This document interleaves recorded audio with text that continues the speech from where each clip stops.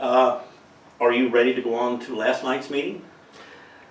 Yeah, I've got, what, 4 hours of sleep. Our meetings are seemingly becoming longer and longer. 10:30, quarter 11, somewhere. But a lot of good stuff. I mean, there was, you know, it isn't if, you know, there's these long-winded, you know, whatever you want to call it, pontifications. It's just that we've got very full agendas. Which is a good thing, Yeah. is that there's a lot of business that the city is having to deal with. Last night we had 2 hearings on other cannabis businesses. One was withdrawn from the agenda, but the public did provide testimony, and the reason that the item was removed from the agenda is because there's kind of a dispute between a tenant and a landlord, and we didn't want to find our permitting process somehow interceding in a tenant-landlord circumstance. The other one has to do with the former Top Deck, or it still is the Top Deck, but the Top Deck is a restaurant, saloon, mixed-use project with some apartments on Pleasant Valley Road, just short of the entry to the harbor, the Navy base. And yeah, there was quite a bit of testimony that was provided. A lot of concerned citizens that felt that there's already a shortage of parking to serve the Top Deck, and that this would exacerbate that situation. And in the end, the council basically agreed, is that we need to make certain that when we introduce these kinds of uses, in this case in a predominantly residential area, it's got to be a good fit. This didn't quite meet the mark. Now that doesn't mean that we won't entertain in the future other potential cannabis businesses, but our expectation is that it's got to be done in a holistic way, so that there is true compatibility, integration with the surrounding area. We just didn't see that with this particular proposal. The discussion was very good, back and forth between the council and the people in the neighborhood, and I think it was a good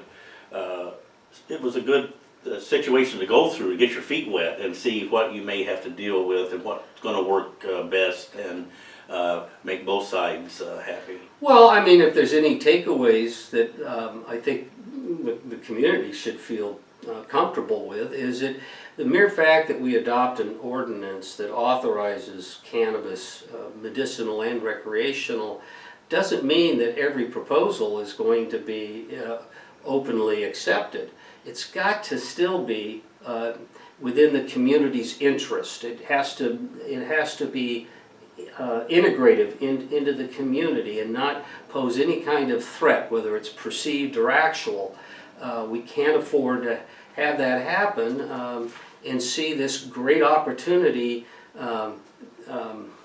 you know, undermined by virtue of being too aggressive in permitting any and all users that come to the city council.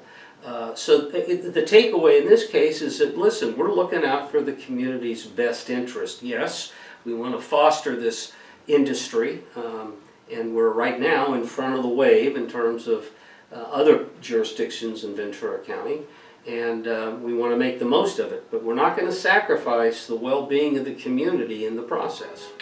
The beauty of being out in front of the potential competitors, other jurisdictions that have yet to embrace cannabis as an economic development opportunity, is that we're getting quality applicants, and they know that if they screw up, they're out of here. And but the kinds of people that we're drawing in are the cream of the cream, and so that's a benefit of being in front of all the other jurisdictions, is that we're able to be selective, and they know it. The businesses that are interested in locating here realize that you know, we've got too much at risk not to jointly succeed, and I'm very happy with the way things are evolving, and I think you'll find that to be the case if you talk to Chief Salinas as well. There's something else that has come up I found very interesting, and it was an open forum. This lady, I can't remember her name, from Camarillo, and we had a couple speakers from the, is it the Energy Alliance. Energy Alliance, about how it's possible for the cities in the county, well, cities anywhere, to sign up for some type of new cheap electrical or other types of energy, solar, wind, whatever, at a somewhat reduced rate. And some cities have jumped on the bandwagon, some haven't. I know Port Hueneme is still considering it. Can you let the people know what this is out there and how it got started and what's Port Hueneme's feeling on it? Well, it's based in Los Angeles. That's where the process began, and it's a coalition of local government with the ability to purchase selectively electricity, green generated electricity. So there's two goals of having a coalition of public agencies purchasing electricity and then selling it to its own customers. One is promoting energy that's non-polluting, that addresses our concerns regarding carbon emissions and climate change. And then secondly is to compete with those industries. Southern California Edison in this case is largely the kind of the single provider. And so by having that additional competition in the marketplace, the theory is that the product, the electricity, can be delivered to the customers at reduced cost. Now, this idea was broached with the council several months ago, and we have so many things on our plate, issues that we're dealing with. It wasn't that the idea wasn't appealing. It was, listen, we got to take care of the business immediately at hand. So we chose not to join the Energy Alliance and just kind of tabled the discussion. Well, it came back again last night, and I think it was Mayor Pro Tem Berg that had attended a meeting in which this concept, the alliance, was discussed in detail, and he felt that it was worth our time and trouble to re-engage the council in a discussion regarding whether we wish to join the alliance. So the council generally said, yeah, let's, it never hurts to listen. And so what was approved last night was to have one of the figurehead leaders of the alliance make a formal presentation to the council. I don't know if there was a date set last night, but say in the next month or so, we'll have a formal presentation, and then we can decide whether this is a venture that we wish to join.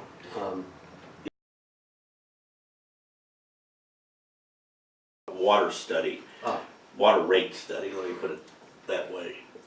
Well, the last water rate study was done back in 2008, 2009, and it introduced meters. Up until that point in time, all of our customers were based on a fixed rate, no matter how much water you use. Well, starting in 2009, we've had a rate schedule that has changed to a combination of a fixed fee and a volumetric fee, which is you pay for the amount of water you use.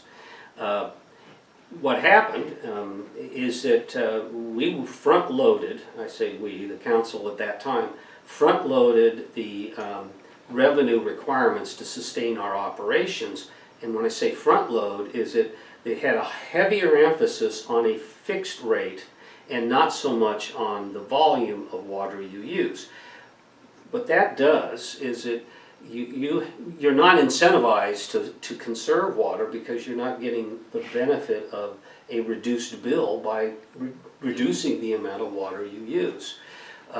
60% of our rate, and that is true to today, 60% of the rate is fixed and 40% is volume based. Well, what we're looking at doing is flipping that to a 30% fixed rate and a 70% volumetric. And now we're in further discussions, may have to tinker with that a little bit, but the idea is to reverse the emphasis so that you put more emphasis on the water you consume. So if you're a low water user, you're going to be the beneficiary of lower rates. And conversely, the higher the water usage, the more you're going to have to pay. And this helps the majority of residential consumers, both multifamily and single family. What we're grappling with right now is the commercial accounts, because those accounts will increase, and we're trying to find a way in which to mitigate that increase in cost. And I'm talking about businesses like laundromats and restaurants and the Harbor District, which are high water users. And by going to a more volumetric based fee structure, it's going to cause the rates to go way up. Okay? So we're trying to right now figure out how we can reduce those rates. The split we're looking at 30% fixed, 70% volume, again, benefits the majority of our residential customers. They'll either see their rates stay the same or they'll go down. And so, I think we've got that figured out, but the commercial side is still a problem. I know that we have a lot of HOAs in the area, and let's just say maybe 50–60% of them are owner occupied. The other 40% are either rental or vacation style review.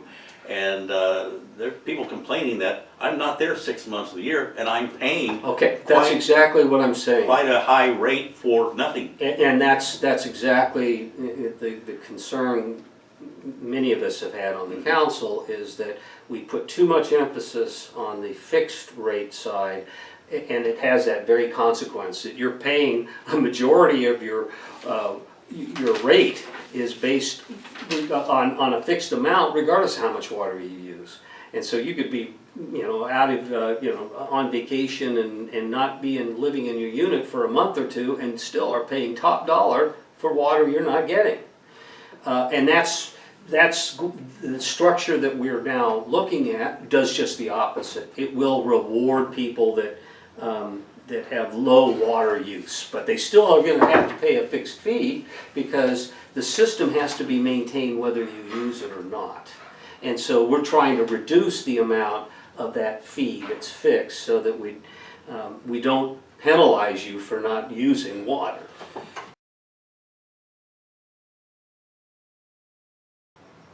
The next issue was a review of the economic development for I think it was the last six months, and Steve Kinney is in charge of that, and he gave a discussion or a review of it. And the first thing he talked about was there were four, I think, main areas he focused on.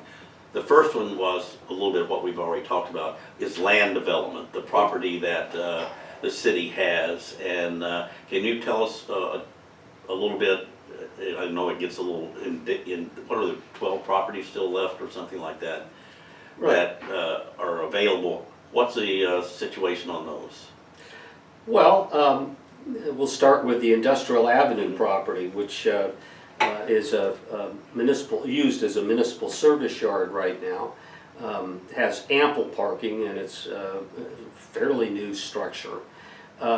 And the city had began negotiations with a company to set up a medicinal edible cannabis operation, which would include a cultivation component.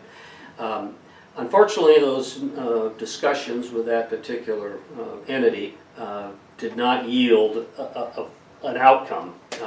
Negotiations were terminated, And now the city has since gone out and has solicited additional proposals, and it is in the final throes of negotiations with a new business, similar business model.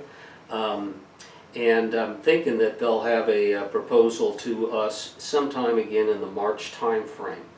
So the Industrial Avenue property is still very much in play. We had the top deck project the other night that the city owns property in the immediate vicinity of the top deck, both on San Pedro and on the frontage of Pleasant Valley Road.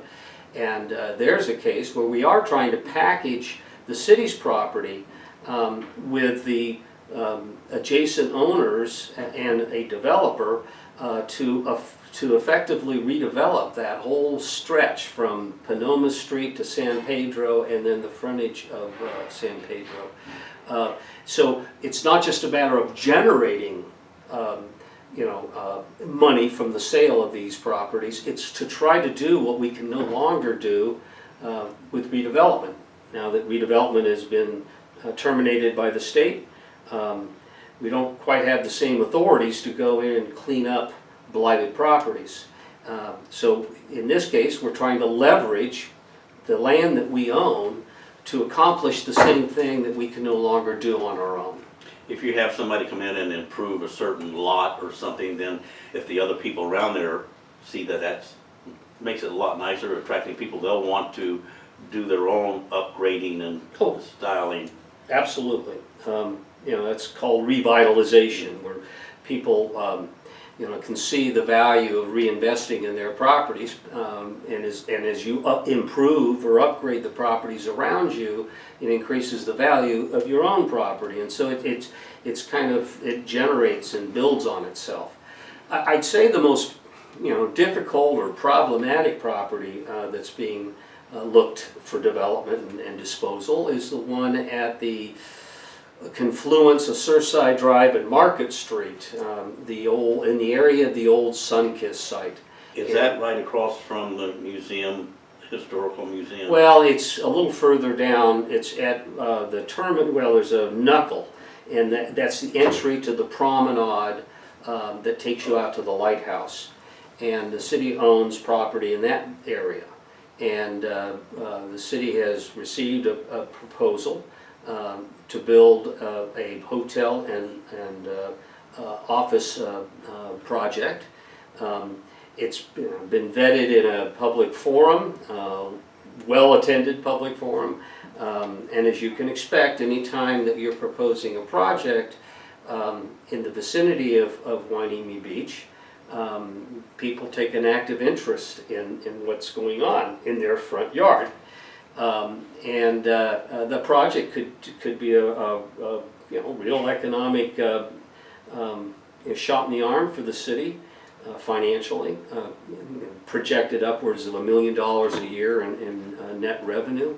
But we have a long way to go, because there's obviously concerns that the community and those that live in the immediate vicinity have to be dealt with. That's a long-term undertaking.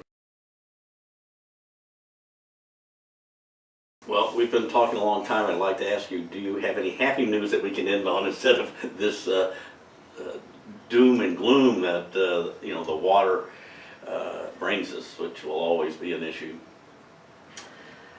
There's a lot of things to be, encouraged by what's around us. This whole resurgence of community activism and volunteerism and engagement. I mean, these are all positive things, and we just have to build off of it. There's still a lot to be done. I don't think we've accomplished a lot of our goals in working with the Navy and the Harbor on joint venture projects that could work to our mutual advantage. There's still a lot to be done. I think that the thing that we can take pride in is that we're making community progress. And I think you're the one that kind of said that, hey, one of the measures of that people are feeling better about their circumstance is that we don't have quite as many naysayers that come to open forum to complain. Very few. And that's largely because we do have a new management team that's in place, quality folks that are running the city, and they've instilled onto their staff the need for customer service and responsiveness, and I think people very much appreciate that. So yeah, there's a lot of positive. There's just a lot of things that are, you know, external to the city that we don't control, and we have to just deal with the hand that's dealt.